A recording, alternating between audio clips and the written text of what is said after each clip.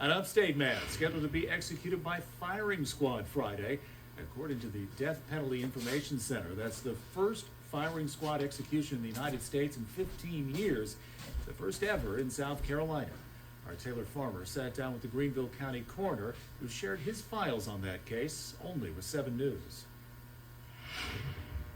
It's been more than 20 years since a man killed his ex-girlfriend's parents in their home here on East Darby Road in Taylors. This week, he's scheduled to be put to death by firing squad.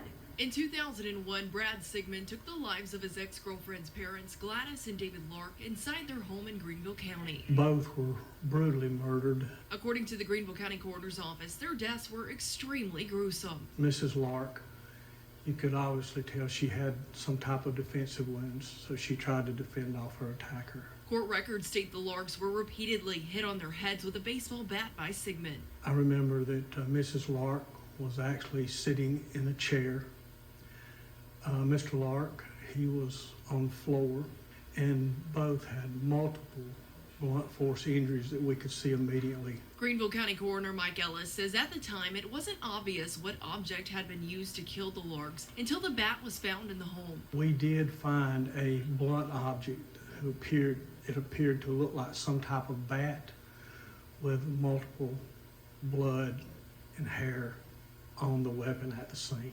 According to court records, when Sigmund's ex-girlfriend Rebecca Barber arrived at the home, Sigmund then forced her into a car. We're told Barber jumped out of the moving car. Sigmund got out, chased her, and fired a gun at her several times. Barber was injured but survived. According to court records, Sigmund went to Tennessee where he was captured 10 days later.